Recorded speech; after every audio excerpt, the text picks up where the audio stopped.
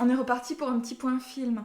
Alors, en allant sur Disney+, et plus précisément dans le menu recherche, on a accès à une playlist qui s'appelle Au fil des décennies.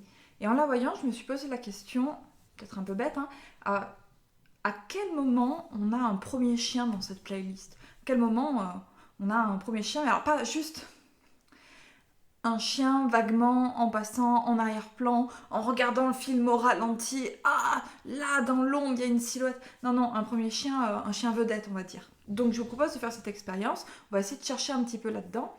Alors, ce ne sera pas forcément les premiers chiens vraiment de Disney, parce qu'il n'y a pas tout Disney sur Disney+, mais ce sera déjà intéressant, je pense. La première sélection concerne les années 1920-1930, du coup jusqu'à 39. C'était il y a presque un siècle. Je sais pas si vous vous rendez compte, ça fait super bizarre à dire. Mais bon, le temps passe. Alors, en défilant, la première vidéo qui m'a tapé dans l'œil, c'est Le Grand Méchant Loup, en 1934. Mais c'est un loup, donc on oublie. On continue et on va arriver aux Trois Petits Loups. C'est encore des loups, donc on oublie encore.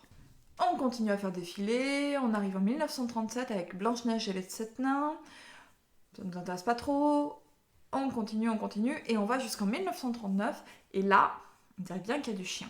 C'est un petit court-métrage de 9 minutes environ qui s'appelle, excusez-moi pour l'accent, Society Dog Show. Donc ça parle d'exposition canine et ça tourne autour de Pluto. On va voir Mickey amener Pluto dans cette exposition. Alors c'est rigolo parce qu'on voit déjà une petite variété de chiens. On va voir du teckel, on va voir du petit chihuahua, on va voir du saluki, on va voir plein de petites races différentes. Donc c'est un peu rigolo d'essayer de retrouver avec les dessins à quoi ça correspond.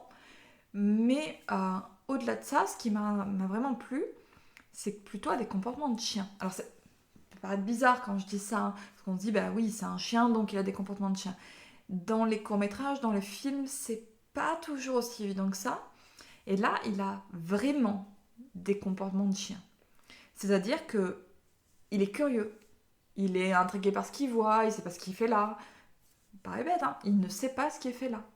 Bah oui, c'est un chien qu'on amène à une exposition canine, il est pas au courant.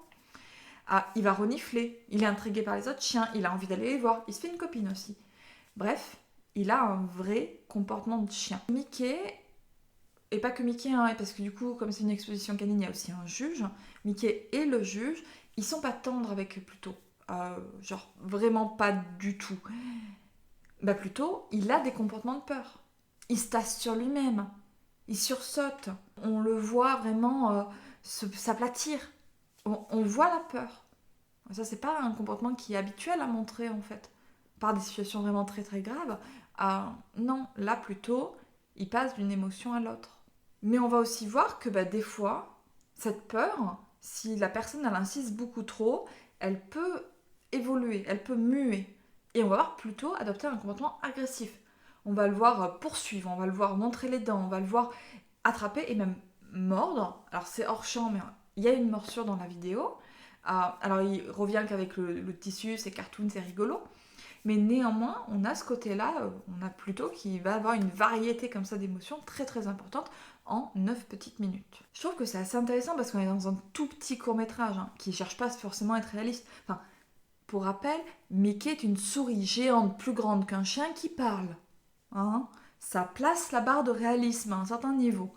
Néanmoins, Pluto est un véritable chien. Ça a été l'une de mes premières véritables surprises, le fait qu'on accepte de montrer comme ça de l'agressivité. Mais en fait, plutôt, quand je dis que c'est un chien, il a des dents. Alors, ok, pas des dents de chien, mais il a des dents qui sont réellement là. Pas juste la petite barre discrète au 101 dalmatien, pas juste pas de dents du tout d'ailleurs. Et il va les utiliser pour plein de situations différentes. Il va pouvoir attraper des choses avec ses dents. C'est pas juste les bouts des lèvres, c'est pas des babines. Non, il a des dents, il s'en sert. Pluto a aussi des griffes. Ça peut paraître bête, hein. Les chiens ont des griffes. Toutes les représentations ne montrent pas que les chiens ont des griffes. Sur une.fr, les chiens n'ont pas de griffes la majorité du temps. C'est comme ça. Et d'ailleurs, si on cherche des images de Pluto, il n'a pas tout le temps des griffes. Il y a plein de représentations de Pluto où il n'a pas les griffes. Alors je sais pas quand est-ce qu'il les perd, s'il les perd, ou est-ce que ça, c'est juste variable, je sais pas. Mais j'ai trouvé que c'était vraiment bizarre en fait. Mais bon, je vais pas juste vous parler de ce court-métrage, après tout il fait que 9 minutes. On va essayer d'aller voir un peu les suivants, voir s'il y a des points communs ou des trucs différents. Là on est en 1939, du coup on va changer de ligne, on va passer dans les années 40. Alors, les années 40, Pinocchio, Fantasia, on continue de faire défiler. Et on arrive à un autre Pluto avec Mickey et Pluto golfeur qui dure lui 8 minutes. Donc on est encore dans du tout petit court métrage. Côté comportement, Pluto se gratte, Pluto poursuit, Pluto renifle, Pluto prend des postures de chien d'arrêt. On rigole bien de la rigidité, de la tension musculaire qui est extrême et qui n'a plus aucun sens au bout d'un moment. Qu'adopte ce chien donc. Et puis Pluto chasse, vraiment. Il y a une petite top et plutôt il veut vraiment se faire la petite top. Bref, c'est un chien. Même s'il se marre et qu'il y a quelques comportements irréalistes comme on peut l'attendre. On continue, le court-métrage suivant c'est Pluto tend la patte en 1941 et il va durer 8 minutes. Dans ce court-métrage, c'est un peu plus compliqué pour moi parce qu'il y a 2 petits Pluto en plus qui se tiennent debout et qui parlent, qui sont le petit côté plutôt angélique, le bon petit génie, et le petit côté diablotin qui lui dit non, non, vas-y, fais-lui du mal, alors que le petit côté angélique lui dit non, il faut être gentil dans la vie. Bref. Mais du coup, on va tomber dans un travers qui est d'essayer d'expliquer les intentions de Pluto et de les expliquer déjà avec des mots humains, mais en plus de lui prêter des intentions qui sont purement humaines, comme le fait de vouloir se venger. Et ça véhicule des idées fausses, parce que les chiens, ça ne se venge pas. Promis, je pourrais faire une vidéo complète là-dessus, parce qu'il y a plein de choses à expliquer. Mais dans ce petit court-métrage, il y a aussi des points super pertinents, comme de la protection de ressources. Bon, ok, elle n'est pas parfaite, mais il y a de la protection de ressources. On explique facilement, concrètement, que un chien, il aime pas bien qu'on touche sa gamelle. Il aime pas bien qu'on lui pique son lit. C'est pas tout à fait vrai, c'est un peu plus compliqué que ça. Mais on a une idée qui est plutôt intéressante. Dans ce court-métrage, comme le premier avec l'exposition canine, on se retrouve dans une situation où Pluto va avoir un rôle de sauveur. C'est un truc qui me dérange un petit peu parce qu'à force de faire passer les chiens pour des sauveurs, on a l'impression que soit les chiens sont des sauveurs, soit les chiens sont des monstres mangeurs d'enfants. Et on arrive difficilement à présenter un chien qui soit juste un chien nuancé. Parce que oui, il y a peut-être des chiens qui font un truc héroïque, mais pas tous, pas tout le temps, et pas forcément pour ce qu'on voudrait croire. Bref, pour moi, c'est vraiment une figure qui est assez dommage, mais là, comme dans les précédents, c'est vraiment nuancé en fait. Dans chaque court-métrage, si Pluto peut faire une action héroïque, il peut montrer les dents, il peut grogner, il peut mordre. Les deux sont possibles. On va dire le pire comme le meilleur. Alors je vais continuer à faire défiler les courts-métrages. Je vais louper des dingos parce que ça m'intéresse moins parce que c'est pas vraiment un chien. Et on va continuer avec cette image annoncée du chien héros avec plutôt chien de secours. Alors là, on pourrait dire tout est dans le titre, mais en fait c'est rigolo parce que le court-métrage va prendre ça complètement à contre-pied. Pluto va passer son temps à courir après un bébé phoque pour le manger. Et celui qui va devoir être sauvé, c'est lui. Alors ça peut paraître surprenant, mais en même temps, un chien, c'est pas forcément sociable avec toutes les espèces, surtout s'il les connaît pas depuis tout petit.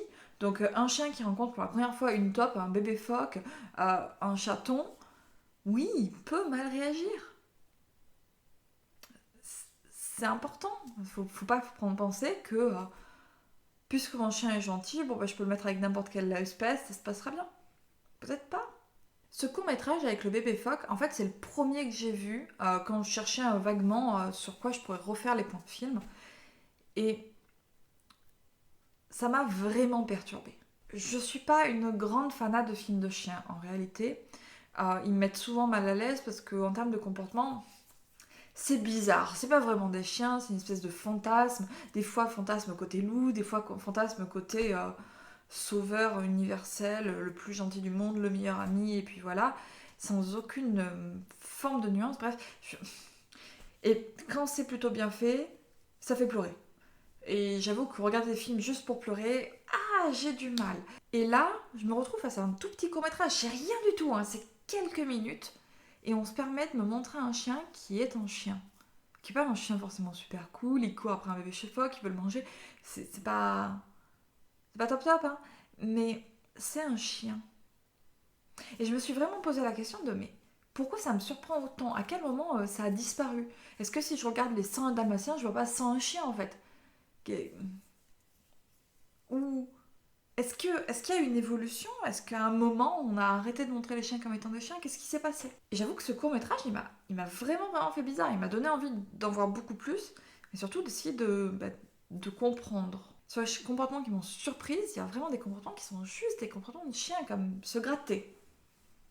Ouais, en chien, des fois ça se gratte. Le fait de renifler à la limite, c'est peut-être le comportement qu'on va montrer le plus. Et quand on le voit, on fait ah oui, ils ont bien respecté le fait que c'est un chien. Mais un chien, ça fait pas que renifler en fait. Je sais pas, est-ce que c'est parce que c'est des tout petits courts-métrages que du coup ils ont concentré ça, du coup, plein de petits comportements et ça donne une impression de richesse qui étalée sur un long métrage est juste moins visible, ou est-ce qu'il y en a plus réellement? Je sais pas. Mais j'ai envie de fouiller du coup. Je suis vraiment curieuse que vous alliez voir un petit peu ces courts-métrages pour ceux qui ont Disney+. Sinon, j'ai vu qu'il y en a quelques-uns disponibles sur YouTube, mais ils ont l'air d'être en moins bonne qualité. Mais bon, vous pouvez quand même aller voir. Dites-moi ce que vous en pensez. Est-ce que ça vous surprend un petit peu, ou est-ce que pour vous c'est une représentation classique du chien? Est-ce que vous arrivez à mieux que moi mettre le doigt sur le détail qui fait que c'est bizarre, si vous trouvez ça bizarre? Alors là, je vous parle de comportement canin, mais en fait, ça va encore plus loin que ça. Dans les courts-métrages suivants des années 40, c'est-à-dire Pluto Purchase, je vais l'écrire, ce sera plus simple, Pluto et la tortue et Pluto Bandit, on a plein de situations qui viennent nous confirmer tout ça. On va montrer Pluto s'énerver, grogner, essayer de mordre, poursuivre, on va voir de l'irritation ou de la peur muée en agressivité, ce qui est réaliste. On va avoir plein de petits détails. Et c'est d'autant plus pertinent que Pluto, on l'aime bien. C'est un chouette chien, franchement. Vous ne me dérangerez pas de vivre avec Pluto. Même s'il meurt les fesses de juge, même s'il poursuit les bébés phoques, même s'il débarbouille les gens à grands coups de langue. Il est sympa parce que justement, il y a cette richesse de comportement qui est super importante. Et en termes de représentation, c'est pas juste le comportement canin, ça va plus loin que ça. On va aussi avoir une représentation du lien entre l'humain et le chien ou de l'éducation. Et ça aussi, je pense que ça a pas mal évolué. Par exemple, Mickey est pas toujours sympa. Éducation des années 40, je veux bien croire que Mickey est pas toujours sympa. Ok. Mais Pluto a peur. Mickey est pas sympa, Pluto a peur. On fait pas genre... non, mais le chien a besoin, il se sent rassuré quand il sait à quelle place il faut être par rapport à l'humain. Non, mais c'est pour son équilibre. Non, il n'y a pas de mensonge. Mickey est pas cool, Pluto a peur, Pluto a pas envie. Parce que c'est ça la réalité. Et là, on le montre.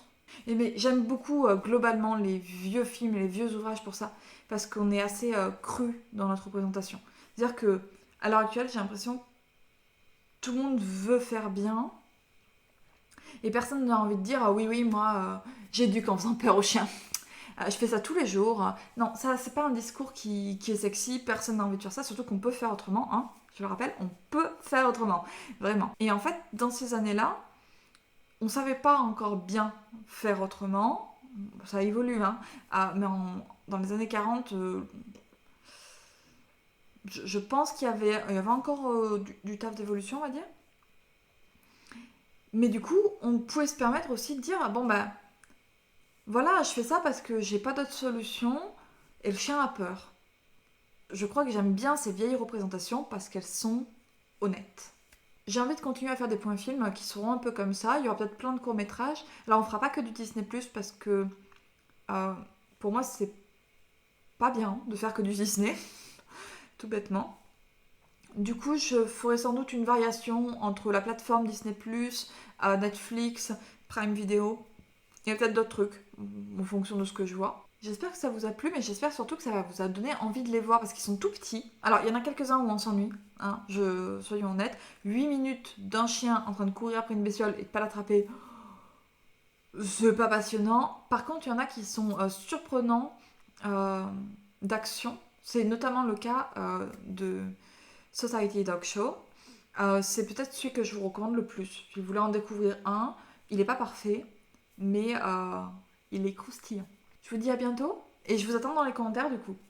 Bye bye!